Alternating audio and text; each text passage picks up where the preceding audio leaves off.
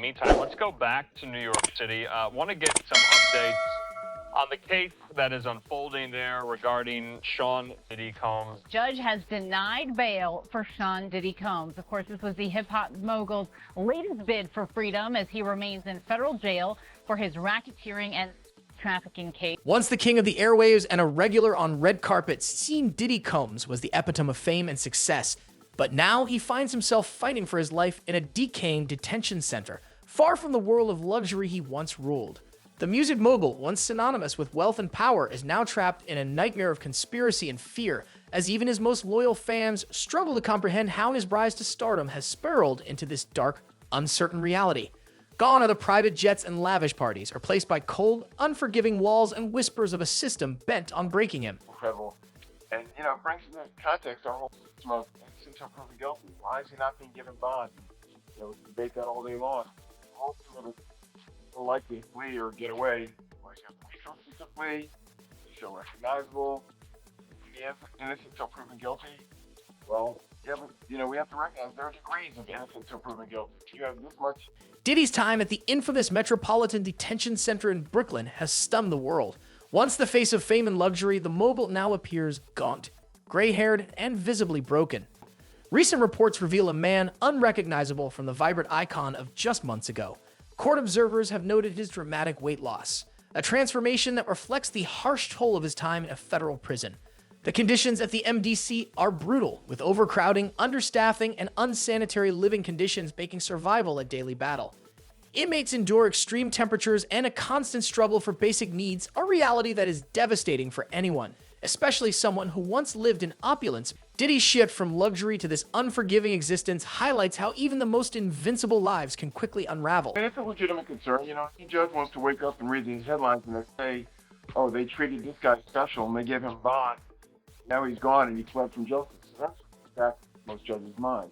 On the other hand, we deal with cases where clients have significant funds sometimes. Sometimes where there's money, you can craft a unique solution, Years ago, it was the ankle brace, the ankle monitor. Diddy's time in the Metropolitan Detention Center is marked by more than just brutal conditions. Rumors suggest he's being deliberately targeted. Allegations of food tampering have emerged, with some claiming he's refusing meals provided by the facility and instead surviving on commissary snacks, a far cry from the lavish meals he once enjoyed. A prison consultant speculates that Diddy's concerns may be legitimate, noting that outside enemies could easily influence the situation inside. If someone wanted to send a message, the consultant said they wouldn't need to break in, they just need the right person on the inside. As a high-profile inmate, Diddy faces additional dangers not only from potential enemies, but also from those seeking to make an example of him. His celebrity status has turned him into a target, with reports suggesting that some guards and staff may be making his life harder, while others leak details of his struggles to the media, fueling public fascination with his downfall. For Diddy, prison is a constant battle against suspicion, danger, and the weight of his fame.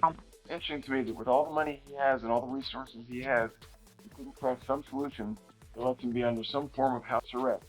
And again, it sounds like stuff with Freeman.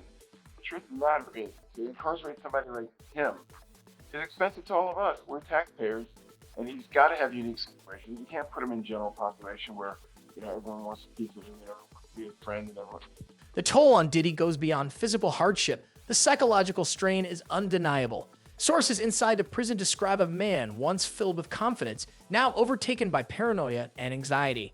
His once vibrant presence has faded, replaced by isolation and fear. He reportedly avoids other inmates, seeking solitude to survive in an environment marked by constant uncertainty. Within the oppressive walls of the Metropolitan Detention Center, Diddy's world has grown suffocating.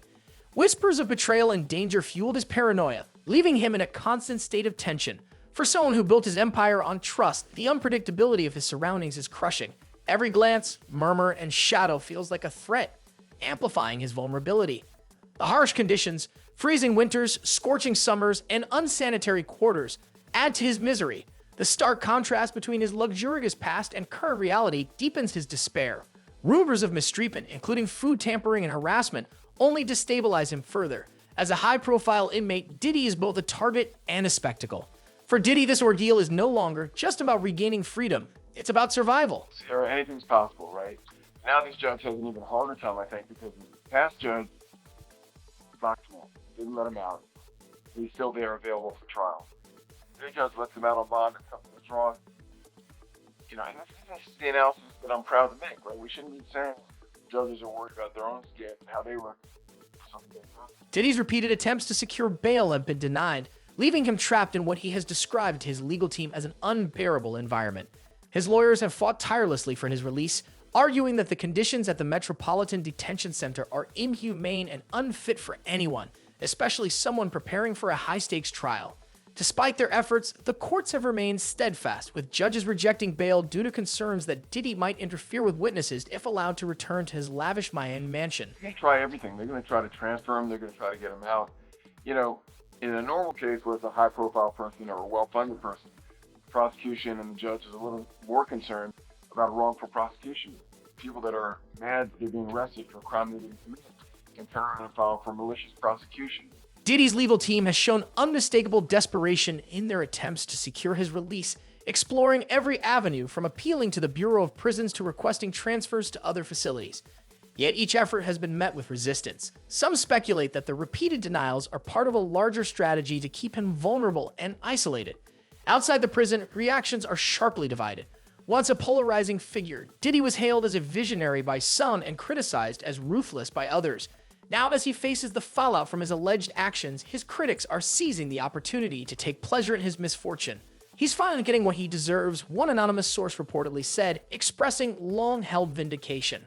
While his supporters grieve his downfall, others view it as a reckoning for a man who, in their eyes, wielded his power unchecked. For Diddy, the public's divided opinion only deepens his sense of isolation behind bars. Diddy will be sued, and I say will be because nothing has been filed yet, by at least 120 people in the next 30 days. So